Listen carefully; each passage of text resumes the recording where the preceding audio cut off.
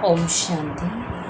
तो आज का हमारा जो टॉपिक है कन्फ्लिक्ट रेजोल्यूशन। जैसे हमने जाना कि एक समय था जब इस दुनिया में संपूर्ण रीति से पीस थी, लेकिन जैसे सृष्टि का नियम है कि हर चीज़ नए से पुरानी की तरफ जाती है, तो धीरे धीरे इस दुनिया में जब विकारों की एंट्री हुई, काम, क्रोध, लोभ, मोह, अहंकार, द्वापर युग से, तब से थोड़ा कन्फ्लिक्ट आपस में शुरू हो गया। चाहे हस्बैंड वाइफ का रिलेशन हो, चाहे बच्चे हो, पेरेंट्स बच्चों का हो, आपस में दो दोस्त देखते हैं हम कि कई सालों से दोस्ती थी और अचानक ही ऐसा कुछ होता है कि उनके अंदर भी कोई मनमुटाव आ जाता है। और अभी तो जैसे जैसे कलयुग बढ़ता जा रहा है, वैसे वैसे ये लड़ाई झगड़े भी दिन प्रतिदिन बढ़ते जा रहे हैं। छोटे बच्चों को भी हम देखते हैं, उनमें भी आपस में, स्कूल में भी उनके अंदर मनमुटाव हो जाता है। तो ये जो कन्फ्लिक्ट है, ये अभी कलयुग में तो होंगे ही, लेकिन फिर भी कई कन्फ्लिक्ट ऐसे हैं जिनका समाधान किया जा सकता है। पहले तो हम आज जानेंगे कि शुरू कैसे होते हैं, कन्फ्लिक्ट जो है शुरू कैसे होते हैं, उसके बीज को हम जानेंगे। जब हमारी राय एक दूसरे से भिन्न हो जाती है, तब झगड़ा शुरू होते हैं। यदि हमारी आपस में राय मिले, हस्बैंड वाइफ है, आपस में उनकी राय मिले, कोई कन्फ्लिक्ट नहीं होगा। जब ओपिनियन भिन्न होती हैं तो वहाँ से थोड़ा सा झगड़ा शुरू होता है। फिर हम क्या करते हैं, नेक्स्ट स्टेप पर एक दूसरे को ब्लेम लगाते हैं कि तुम्हारा ही फॉल्ट है, मेरी कोई गलती नहीं है, सारी गलती तुम्हारी ही है। तीसरा ये स्टेप जो बढ़ता जाता है लड़ाई झगड़े का, फिर आगे हम कौन से स्टेप पर आते हैं कि ये तुमने पहली बार नहीं किया, पहले भी तुमने ऐसा ही किया, अभी भी तुम ऐसा ही कर रहे हो, हर बार तुम ऐसा ही करते हो। और ये बढ़ती जाती है। हम गलत शब्दों का भी प्रयोग एक दूसरे के लिए करते हैं। और फिर नेक्स्ट जो होता है, एक दूसरे के दुश्मन बन जाते हैं, कहीं भी दिखेंगे तो उन्हीं की चर्चा करेंगे, जिससे हमारा कन्फ्लिक्ट शुरू हो जाता है। आपने देखा होगा इस दुनिया में हमें सबसे ज़्यादा याद दो ही लोगों की आती है, एक जिससे बहुत ज़्यादा प्यार करते, दूसरा जिससे हमारा झगड़ा रहता है, उन्हीं की सबसे ज़्यादा याद आती है। फिर नेक्स्ट स्टेप क्या होता है, हाथापाई पे आ जाते हैं। और फिर अगला स्टेप क्या होता है, एक दूसरे से दूर भागेंगे कि अब रहना असंभव है। तो ये धीरे धीरे स्टेप बाय स्टेप हम आगे की तरफ बढ़ते जा रहे हैं कन्फ्लिक्ट में, कि ऐसा समय आता है कि रिश्तों में दूरियां आ जाती हैं कि अब तो एक दूसरे को देखना ही पसंद नहीं करते हैं। जैसे एक दूसरे को देखा तो जैसे खून खोल उठता है। उस स्टेज तक जाने से पहले जो फर्स्ट स्टेप है, वहीं पर हम थोड़ा सा वर्क करें। जैसे परमात्मा हमें सिखाते हैं कि मतभेद भले हो, लेकिन मन भेद नहीं होना चाहिए। और ये तो 100% होगा कि हर वक्त हम आपस में एक ही पॉइंट पर, एक ही टॉपिक पर एग्री नहीं हो सकते। ये तो असंभव है, क्योंकि संस्कार अलग अलग हैं सबके। तो इसलिए पॉसिबल नहीं कि हर बार सामने वाला मेरी बात से एग्री होगा, ये असंभव है। और ये भी असंभव है हर बार हम उनकी बात से भी एग्री हों, तो ये पॉसिबल है ही नहीं। ये हम अपने माइंड में सेट कर लें कि मत अलग अलग रहेगी, लेकिन फिर भी आपस में मन मुटाव एक दूसरे के प्रति ना हो, ये पॉसिबल है। जैसे कल के टॉपिक में हमने जाना ना, क्या कंट्रोल कर सकते हैं, क्या कंट्रोल नहीं कर सकते। तो ये कंट्रोल में नहीं है कि हमारी राय हमेशा ही मिले, हाँ ये हमारे कंट्रोल में है। फिर भी एक दूसरे के प्रति पॉजिटिव हमारे भाव रहे, दृष्टिकोण रहे, ये पॉसिबल है। फिर जो एक दूसरे पर ब्लेम करते हैं कि तुम्हारी ही गलती है, इस स्टेप पर हम जाएंगे ही नहीं। जो संकल्प का जो बीज उठा, नेगेटिव संकल्प का बीज उठा, जिससे लड़ाई आगे बढ़ने वाली थी, आपने उस बीज को ही ख़त्म कर दिया, तो आगे ये लड़ाई बढ़ेगी नहीं। मतभेद फिर भी रहेंगे, जीवन भर रहेंगे, लेकिन फिर भी जैसे हमने सुना, संस्कार मिलन की रास फिर भी हमारी हो सकती है। डिफरेंट संस्कार होते हुए भी, जैसे हम डांस में देखते हैं, आपस में दो कपल डांस करते हैं, अलग अलग स्टेप से कर रहे हैं, लेकिन फिर भी अच्छा लग रहा है। तो ऐसे अलग अलग संस्कार होते हुए भी संस्कार मिलन की रास हम कर सकते हैं। उस लेवल तक ये कॉन्फ्लिक्ट नहीं जाएगा कि एकदम ही एक दूसरे से अलग होने की स्टेज आ जाए। अब जो कॉन्फ्लिक्ट बन गया उसे कैसे रोका जाए, ये हम देख रहे हैं। हम चाहते हैं जो झगड़ा हुआ है उसको आपस में हमें निपटाना है, क्योंकि कुछ संबंध ऐसे हैं जिनको चेंज नहीं किया जा सकता।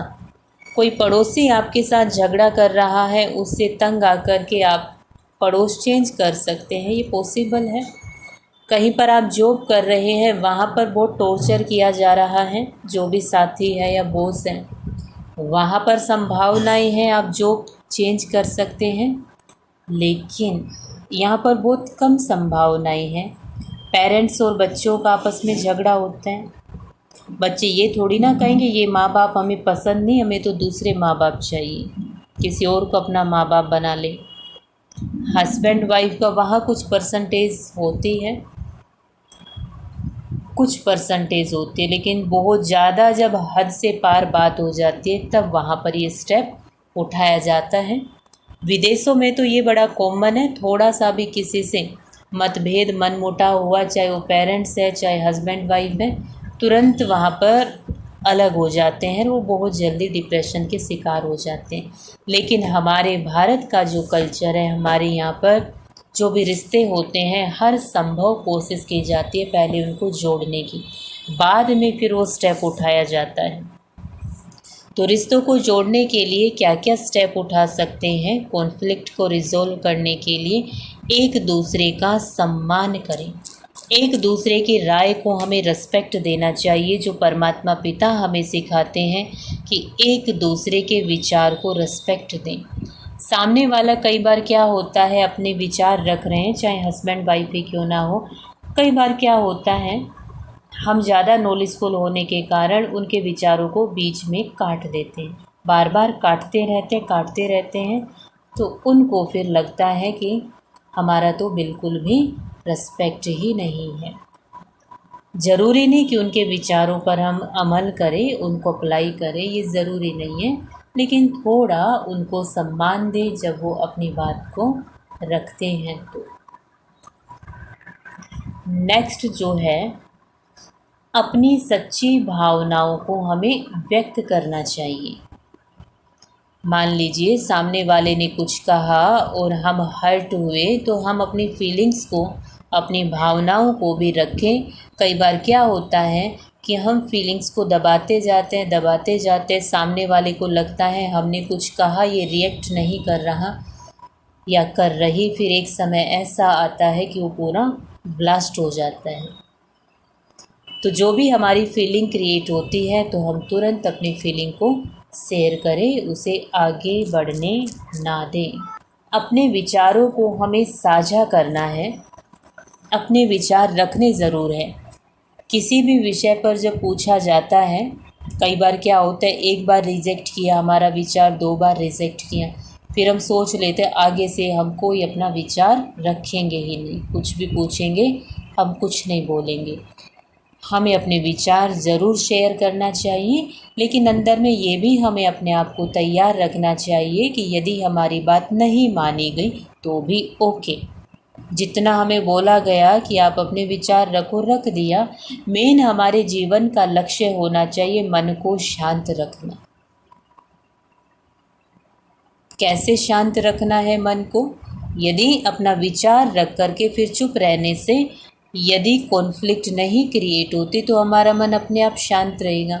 यदि हमने अपना विचार रखा, कई बार हम विचार रखते नहीं, थोपने की कोशिश करते हैं, कि जो हमने विचार रखा है उसको माना जाए, और जब नहीं माना जाता तो फिर हम डिस्टर्ब होते हैं। तो इसलिए अपना विचार साझा ज़रूर करें, लेकिन ये आशा भी ना रखें कि मेरे विचार को माना ही जाना चाहिए, मैं ही राइट हूँ, ऐसा भी नहीं होना चाहिए। नेक्स्ट जो है, कन्फ्लिक्ट को रोकने के लिए हमें अलग दृष्टिकोण से उस सिचुएशन को देखना चाहिए। कई बार सामने वाला ज़्यादा हर्ट हो रहा है और हम समझ नहीं पा रहे उसके दर्द को, तो हम अलग अलग दृष्टिकोण से उस सिचुएशन को देखें। ज़रूरी नहीं एक ही दृष्टिकोण से उस सिचुएशन को देखें। कई बार कहा जाता है कि सामने वाले को कितना दर्द हो रहा है, आप उसके जो फुटवेयर होते हैं उसमें अपना पाँव रख कर के आप देखोगे, तब आपको पता चलेगा कि सामने वाला कितने दर्द में है। हम उस पर वो सिचुएशन थोप रहे हैं कि नहीं ये बिल्कुल राइट है, ऐसा ही आप मानो, ऐसा ही आपको मानना चाहिए। हम अलग अलग दृष्टिकोण से भी उस सिचुएशन को देखें, अपने आप को भी उनकी जगह पर खड़ा होकर के देखें। कोई भी चीज़ बीच में रखी जाती है और लोगों को सर्कल में खड़ा किया जाता है, उनसे पूछा जाता है ये आपको कैसी दिख रही है, सब अलग अलग बताते हैं। उनकी साइड पर खड़े होने से जैसी वो दिखती है वो वैसा ही बता रहे हैं। हम कहें बिल्कुल गलत, जैसा हम देख रहे हैं वैसी ही आपको ये दिखनी चाहिए, यदि वैसी नहीं दिख रही तो यू आर रॉन्ग।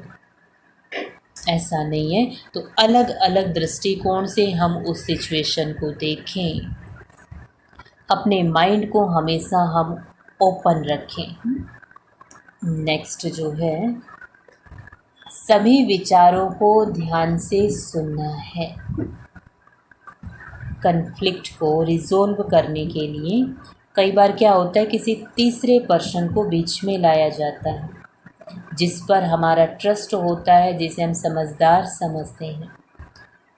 अब वो दोनों को ही समझाते हैं, तो हम सारी बातों को ध्यान से सुने। जब किसी तीसरे पर्सन को बीच में बिठाया जाता है तो सामने वाला जिससे कॉन्फ्लिक्ट है तो हमारी बात भी बताते हैं, यहाँ पर यहाँ गलत, इनको यहाँ करेक्ट करना है, हम उनकी बात बताते हैं। लेकिन जब बताया जा रहा है तो ध्यान से सुने। कई बार होते उसी समय अग्रेसिव हो जाते हैं कि नहीं ये बिल्कुल गलत बता रहे हैं। कई बार सचमुच हमारी गलती होती भी है, ज़रूरी नहीं हर बार गलती हो, कई बार होती भी है और उस समय हमारी पकड़ में नहीं आती है। जब कोई बता रहा है तो हम ध्यान से सुने। लिसनिंग पावर भी हमारे अंदर होनी चाहिए। कई बार बहुत सारे जो कन्फ्लिक्ट है वो मिसअंडरस्टैंडिंग के कारण भी क्रिएट हो जाते हैं। लिसनिंग पावर ठीक ना होने के कारण हम सामने वाले की बात को ध्यान से नहीं सुनते, ना समझते कि सामने वाले का भाव क्या होता है, तो भी झगड़ा हो जाता है। कई बार सामने वाले का कोई इरादा नहीं है आपको हर्ट करने का, आधी बात उन्होंने कही, आधी बात हमने सुनी और बीच में बात काट के उसका अपनी रीति से भाव निकाल लिया और फिर परेशान हो जाते हैं और फिर आपस में झगड़ा हो जाता है, मनमुटाव हो जाता है। तो हमारे अंदर लिसनिंग पावर भी होनी चाहिए और साथ ही साथ कम्युनिकेशन भी ठीक होना चाहिए। कम्युनिकेशन ठीक ना होने के कारण भी कई बार जो कन्फ्लिक्ट है वो बढ़ता जाता है। तीसरे पर्सन की ज़रूरत ही ना पड़े, कई बार तीसरा पर्सन जो होता है फ़ायदा उठाता है। दोनों पक्ष से वो फ़ायदा उठाएगा, दोनों को लगेगा कि हमारा हितैषी है। उस पक्ष को ऐसा दिखाएगा कि मैं आपके फेवर में हूँ, उसको दिखाएगा आपके फेवर में हूँ। तो तीसरे पर्सन की ज़रूरत ही ना पड़े, आपस में ही हम कम्युनिकेट करके उसको वहीं पर सोल्व करें। जहाँ हमारी गलती हो तो उसे इजीली एक्सेप्ट कर लें, तभी वो कन्फ्लिक्ट वहाँ पर समाप्त होगा। हम कम्युनिकेट भी कर रहे हैं लेकिन अपनी गलती को एक्सेप्ट ही नहीं कर रहे तो वो बात फिर झगड़े के रूप में बदल जाएगी, उसका कोई सॉल्यूशन नहीं होगा। तो सचमुच यदि हम समाधान करना चाहते हैं तो जहाँ पर हम गलत हैं तो हमें ज़रूर उसे एक्सेप्ट करके खुद को चेंज करना चाहिए। दूसरे भी कई समाधान हो सकते हैं कन्फ्लिक्ट को रिजोल्व करने के लिए। उस विषय पर बात ही ना करें, कोई दूसरे टॉपिक पर बात करें, कोई अच्छे टॉपिक पर बात करें। जब हमारे अच्छे दिन चल रहे थे, आपस में एक दूसरे के प्रति बहुत रिगार्ड था, एक दूसरे के लिए कुछ किया अच्छा, उसको अप्रिसिएट किए करें। अच्छा, आपने तब हमारे लिए ये अच्छा किया था, आपने हमारे लिए ये अच्छा किया था। थोड़ा कहीं आउटिंग पर चले जाएं या कुछ और करें, आपस में कोई गेम खेलें, कुछ भी आप अलग कर सकते हो। उस टॉपिक पर कुछ दिन के लिए बात ही ना करें। कई बार ऐसा होता है, ज़रूरी नहीं कि हर समस्या का डिस्कस करके ही समाधान होता है। हमारे शरीर में कई बार चोट लगती है ना कहीं पर, उस चोट को जितना आप छेड़ोगे उतना वो घाव गहरा होता जाएगा। तो डॉक्टर क्या कहते हैं कि इसको बिल्कुल आपको छेड़ना ही नहीं है, अपने आप ये घाव बढ़ता जाएगा। तो कुछ समस्याएं ऐसी हैं, कुछ ऐसी है जिसमें डिस्कशन की ज़रूरत है, कुछ ऐसी है कि आप उस टॉपिक पर जिक्र ही ना करें, उसको छेड़े ही ना। जिसे कहा जाता है ना, गड़े मुर्दे मत उखाड़ो। जैसे आपने वो पुराना टॉपिक छेड़ा, अभी सब नॉर्मल था, तुरंत झगड़ा शुरू हो जाता है। फिर हम ही सोचते हैं ये टॉपिक मैंने छेड़ा ही क्यों, इतना अच्छा मूड था और मूड ख़राब हो गया। तो विभिन्न जो भी समाधान है उनके बारे में भी हम सोच सकते हैं। जैसे अभी बताया, रचनात्मक समाधान की कल्पना करें, कुछ भी ऐसा क्रिएटिव करें जिससे हमारा मन डाइवर्ट हो वहाँ से, ये भी पॉसिबल है। तो आज ये कन्फ्लिक्ट, झगड़ा, महाभारत जो घर घर की कहानी है, आज ये विषय लिया। कन्फ्लिक्ट भी दो प्रकार से, एक तो मन के अंदर चलता है, एक बाहर प्रैक्टिकल में दिखाई देता है। जो प्रैक्टिकल में दिखाई देता है हम समझते हैं वास्तव में यही झगड़ा है। ज़ोर ज़ोर से आपस में बात करेंगे तो हम कहेंगे झगड़ा हो रहा था उनके बीच में। लेकिन एक होता है मन के अंदर युद्ध चलता रहता है। दोनों ही युद्ध को रोकना ज़रूरी है, दोनों ही खतरनाक हैं। झगड़े में हमेशा नुकसान ही होता है, धन का भी नुकसान होता है, फिज़िकल हेल्थ का भी नुकसान होता है, रिलेशनशिप भी हमारे ख़राब होते हैं, नुकसान ही नुकसान है। कोई भी फ़ायदा दोनों पक्ष का नहीं होता, 1% भी फ़ायदा नहीं होता जिनके बीच में कन्फ्लिक्ट चल रहा है। हमारे सामने इतिहास गवाह है। पहले कन्फ्लिक्ट या मन से शुरू होता है, उसकी भी बात करेंगे हम। जब वो बाहरी रूप में दिखाई देता है, राजाओं के बीच में हम सुनते कि युद्ध होते थे, कितना नुकसान होता था, खुद का भी परिवार बिखरता था, अपने कितने प्रियजनों को खो देते थे राजा युद्ध में, धन की भी हानि होती थी, शांति खत्म हो जाती थी, हर वक्त एक डर भय बना रहता था, सामने वाला कुछ भी कर सकता है। तो कन्फ्लिक्ट में कभी भी फ़ायदा नहीं होता, जीतने वाला भी जीतकर बहुत कुछ हार जाता है। हमेशा हम फोकस करें समाधान की तरफ। लड़ाई को जितना बढ़ाते जाएंगे नुकसान ही है। अभी हम देख रहे हैं प्रेजेंट में रसिया और यूक्रेन के बीच में झगड़ा चल रहा है, दोनों देश का भारी नुकसान होता जा रहा है। रसिया के एक भाई आए, उनका बिजनेस डाउन जा रहा है, कह रहे वहाँ इकोनॉमिक प्रॉब्लम चल रही है युद्ध के कारण। हम कहीं वो बहुत पावरफुल है, वो तो जीतेगा ही, जीत कर भी बहुत कुछ खोना पड़ता है। तो जो कॉन्फ्लिक्ट है वो बाहरी रूप ना ले, उसके लिए पहले हमें यहाँ वर्क करना पड़ेगा। यहाँ जो पहले लड़ाई यहाँ चलती है, यहाँ संकल्प चलते हैं पहले। हम उनकी बात से डिसएग्री होते हैं या अपने आप को ऊपर ले जाना चाहते हैं, उनको नीचे रखना चाहते हैं, कोई भी कारण हो सकता है, किसी भी प्रकार का थॉट हो सकता है। काम, क्रोध, लोभ, मोह, अहंकार, ईर्ष्या, द्वेष, इन सब से रिलेटेड थॉट जब मन में उठता है तो मन के अंदर एक युद्ध क्रिएट करता है, फिर वो बाद में बाहरी रूप का युद्ध का रूप ले लेता है। तो हमें यहाँ उस कॉन्फ्लिक्ट को रोकने के लिए, यहाँ मानसिक युद्ध को रोकने के लिए कौन सा स्टेप उठाना पड़ेगा? पहले यही थॉट चलते हैं। हम क्या सोचते हैं, कोई भी बात हम मुख से बोलते हैं तो हम पहले क्या कहते हैं, बहुत देर से सोच रहे थे लेकिन अब हमसे कंट्रोल नहीं हुआ, बहुत हमने तुमको देखा सहन किया, अब तो बोलेंगे ही। और जैसे बोला तो बस वो तो फिर ज़ोर ज़ोर से आपस में कहासुनी हो जाती है। तो इसका मतलब पहले यहाँ हम सोच रहे थे, बोले या ना बोले, लेकिन कंट्रोल नहीं कर पाए, तो अपने उस संकल्प को हमने शब्द का रूप दे दिया। और एक बार शब्द जो मुख से निकल जाता है फिर उस शब्द को ही पकड़ लिया जाता है, इन्होंने ऐसे बोला। जब तक वो यहाँ था दिखाई नहीं दे रहा था कि इतने दिनों से ऐसा सोच रहे मेरे बारे में, लेकिन जब वो शब्द का रूप ले लेता है तो सुनाई देता है लोगों को, उसे पकड़ लेते हैं और फिर उससे झगड़ा हो जाता है। तो यहाँ उस थॉट को ही हमें रोकना होगा। उसके लिए क्या करना होगा? झगड़े को रोकने का सबसे पहला स्टेप यही उस संकल्प को ही हम रोक दें। जो बीज उत्पन्न हो रहा है, जो आगे चल के झाड़ का रूप लेने वाला है, यदि उसे ख़त्म नहीं किया गया तो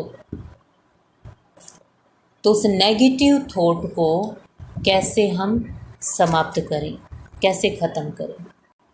मैं ये कह रही थी कि यहाँ पे सबसे पहले सोचने, जैसे हम सोचते हैं कि हम ऐसे बोलेंगे, तो सबसे पहले उसको क्षमा करें कि छोड़ दो, अब जो हो गया सो हो गया, आगे हम कुछ नहीं इनको बोलेंगे। पहले उनको क्षमा करें, फिर अपने आप को, तो वो लड़ाई शुरू होएगी ही नहीं। ऑप्शन। हाँ जी, और कोई? सीलम बहन बोल रही थी। जी दीदी, जो मन में थॉट, नेगेटिव थॉट चल रहा है, उसको हम कहीं लिख लेंगे, लिख करके फिर उसको पढ़ के देखते कि एक तरीका ये था। और दूसरा हो सकता है कि मेडिटेशन हम करें, खुद को मेडिटेट करें। जब मेडिटेशन हम करते हैं तो काफ़ी हमारे मन में पॉजिटिव थॉट चलने लगते हैं, जो नेगेटिव धीरे धीरे खत्म हो जाते हैं। मेडिटेशन भी जब ऐसा होता है ना, तो कई बार नहीं लगता है, तो नेगेटिव थॉट को ख़त्म करने के लिए कोई पॉजिटिव थॉट होना चाहिए हमारे पास, हमारे स्टॉक में। जैसे पहले देखते थे ना, युद्ध होता था, सामने वाला दुश्मन तीर छोड़ रहा है, इधर से भी तीर छोड़ते तो दोनों बीच में क्रॉस कर देते। तो यहाँ ये संकल्प रूपी तीर जो नेगेटिव का उठा, इसको पॉजिटिव संकल्प रूपी तीर से हमें कट करना होगा। उसके लिए हमारे पास पॉजिटिव विचारों का स्टॉक जमा होना चाहिए। इसलिए हम बार बार क्या कहते हैं, पॉजिटिव सुने, पॉजिटिव सुने। पॉजिटिव सुनते सुनते वो हमारे माइंड में स्टोर हो जाते हैं। और जब भी कोई नेगेटिव संकल्प उठता है, जैसे अभी कहा, अनीता बहन ने भी कहा, सीलम बहन ने भी कहा, ये सब आपने सुना तो स्टोर हो रखा था कि क्षमा कर देना चाहिए, तभी ये पॉजिटिव थॉट उठा, तो आगे वो कॉन्फ्लिक्ट नहीं जाएगी। या आपने सुना तो माइंड में ये विचार थॉट स्टोर हो रखा था कि पेपर पर लिखकर भी हम इसे ख़त्म कर सकते हैं। हाँ किरण बहन, कुछ कहना है? किरण बहन, आपने हैंड रेज किया। ओम शांति। दीदी, जैसे कुछ भी नहीं सोचना, कभी कभार होता है ना, ज्यादा सोचने से मेरे ना सर में हो जाता है दर्द, तो फिर तरीके से कुछ भी ना सोच के मतलब रिलैक्स कैसे कर सकते हैं सर को, दिमाग को रिलैक्स करना हो? हाँ जी, कुछ भी ना सोचें, ऐसा तो मन की फितरत ही नहीं है, नेचर ही नहीं है। कुछ ना कुछ उसके अंदर चलता है, उसका ध्यान डाइवर्ट कर सकते हैं। उस टॉपिक के विषय में डिस्कस ही ना करें, सोचे ना, जिसके बारे में सोचकर मन भारी हो रहा है। अब जैसे हम रोज़ मुरली सुनते हैं तो बाबा हमें क्या कहते हैं, सत्युग के बारे में सोचो। अपने माइंड को डाइवर्ट करें कि ये सोचने से सिर भारी हो रहा है, अभी नहीं सोचती, मन से बात करो, मन को कहो कि आधा घंटे के बाद सोचेंगे, ठीक है ये प्रॉब्लम है, सोचना पड़ेगा, आधे घंटे के बाद सोचूंगी। डाइवर्ट करें मन को, बाबा से बात करने लग जाएं, अपने उन अच्छे दिनों को याद करें जब हम बहुत खुश रहते थे। हम मधुबन बाबा के घर गए, बाबा के प्यार का अनुभव हुआ, उसको सोचें। मधुबन पहुंच जाए मन और बुद्धि से, वहाँ अपने आप को वैसे ही घूमता हुआ देखें, पार्क में बैठे हैं, बाबा के रूम में बैठे हैं, मुरली सुन रहे हैं डायमंड हॉल में, तो एकदम हमारा माइंड डाइवर्ट हो जाएगा। भगवानुवाच आपको बता रहे हैं, याद आया अभी, बाबा ने ही बोला हुआ कि यदि कोई बात आ जाती है जिससे आप डिस्टर्ब होते हो, बाबा ने ही कहा था ये सन 2012 में, तो आप मधुबन पहुंच जाओ। फिर हंसते हुए बाबा ने कहा शरीर से नहीं, मन और बुद्धि से। आगे बाबा ने कहा बाप आपको खुशी से भर देगा, बात ख़त्म हो जाएगी। और अभी कुछ दिनों की मुरली में बाबा ने जवाब दिया था, यदि कोई समस्या आए दिल से कहना मेरा बाबा, बाबा सामने आ जाएगा, समस्या ख़त्म हो जाएगी। ये भगवानुवाच है। जब हम मुरली सुनते हैं तो ऐसे बाबा पॉइंट बताते हैं ना, उनको नोट करके रखें और फिर तुरंत उन्हें अप्लाई करें। तो अभी कोई भी बात जो मुझे डिस्टर्ब कर रही है, मन और बुद्धि से मधुबन पहुंच जाओ। डायमंड हॉल की स्टेज पर बाबा आए हुए हैं और आपने अपना सिर बाबा की गोद में रख दिया। बाबा ने अपना हाथ आपके सिर पर रखा और हम बिल्कुल लाइट हो गए। जो भारीपन था सिर का, बाबा के हाथ से जो लाइट निकल रही है उससे वो हैवी एनर्जी ख़त्म हो गई है। तो ये ठीक है, हाँ ये ज़रूर करिए, बाबा ने बताया है और जो बाबा बताते हैं उसका रिज़ल्ट 100% आना ही है। ठीक है,